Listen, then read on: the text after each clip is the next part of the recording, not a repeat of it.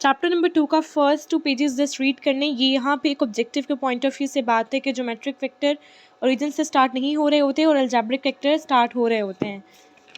उसके बाद ये भी बस आपने रीड करना है। यहाँ पे बहुत इंपॉर्टेंट है कि यूनिट वेक्टर क्या होता है, इसकी डेफिनेशन भी आ सकती है और ये जो रिप्रेजेंटेशन है ये बहुत इंपॉर्टेंट है, ये काफ़ी जगहों पे यूज़ होती है, तो इसको आपको करना आना चाहिए। उसके बाद एडिशन ऑफ वेक्टर, इसको भी रीड कर लें। वेक्टर एडिशन कम्यूटेटिव है, ये ऑब्जेक्टिव आ सकता है, ठीक है। कम्यूटेटिव इस तरह से ऑब्जेक्टिव आ सकता है कि अगर गिवन हो और आपको बताना हो कि ये कौन सी प्रॉपर्टी है, तो उसका आंसर होगा कि ये कम्यूटेटिव प्रॉपर्टी यूज़ हो रही है यहाँ पे। उसके बाद ये भी ऐसे ही है। इसी तरह से नल वेक्टर इंपॉर्टेंट है कि नल वेक्टर ऐसा वेक्टर होता है जिसका मैग्नीट्यूड 0 होता है और नल वेक्टर की डायरेक्शन हम नहीं बता सकते, ठीक। उसके बाद ये एग्जाम्पल बस एक दफ़ा रीड कर लें।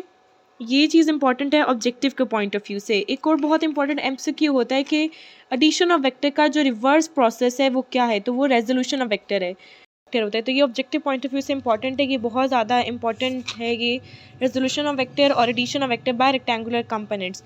यहाँ पे एक इंपॉर्टेंट बात है कि एंगल जो है वो हमेशा एंटी क्लॉकवाइज डायरेक्शन से मेजर होता है। इंपॉर्टेंट एमसीक्यू है acceleration of body moving with uniform velocity is null vector.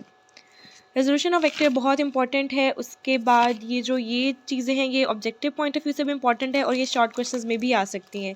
और उसके अलावा न्यूमेरिकल्स आते हैं जिसके एंड पे अगर हमारा एंगल आता है, कोई भी एंगल है, तो उसको फिर हमने इन वेज को यूज़ करके कन्वर्ट करके लिखना होता है।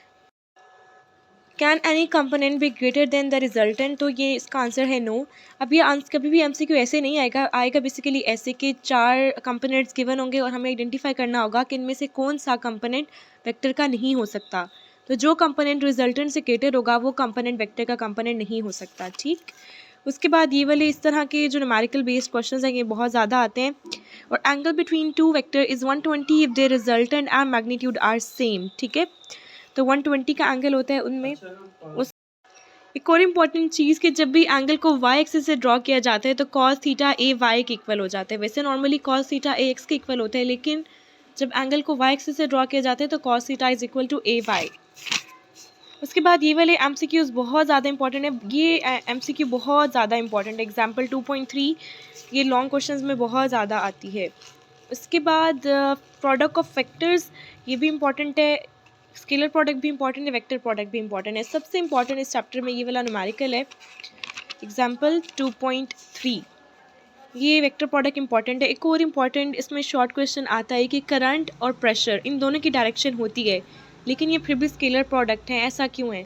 तो उसकी रीज़न ये है कि ये वेक्टर एडिशन के जो रूल्स हैं उनको ओबे नहीं करते, इसलिए ये जो है वो स्केलर प्रोडक्ट हैं, वेक्टर प्रोडक्ट नहीं है।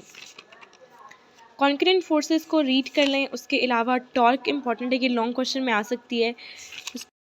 टॉर्क की अच्छे से डेरिवेशन देखने के बाद ये जो है ये भी शॉर्ट क्वेश्चन में आता है, तो ये बहुत इंपॉर्टेंट है। मोमेंट ऑफ कपल को भी रीड कर लें। इक्विलिब्रियम की पोजीशंस को रीड करना है और उसमें एक इंपॉर्टेंट एमसीक्यू होता है, 2-3 बल्कि इंपॉर्टेंट शॉर्ट क्वेश्चंस होते हैं जिसका घुमा फिरा के आपने यही आंसर लिखना होता है कि फर्स्ट कंडीशन के साथ साथ सेकंड कंडीशन क्यों ज़रूरी होती है।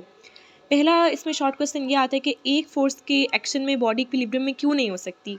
तो उसका रीज़न ये कि सिंगल फोर्स बॉडी में एक्सेलरेशन को प्रोड्यूस करती है, तो इसलिए 2 फोर्सेस का होना ज़रूरी है। और दूसरा शॉर्ट क्वेश्चन ये आता है कि first condition of equilibrium satisfy हो तो सेकंड कंडीशन की क्यों ज़रूरत होती है।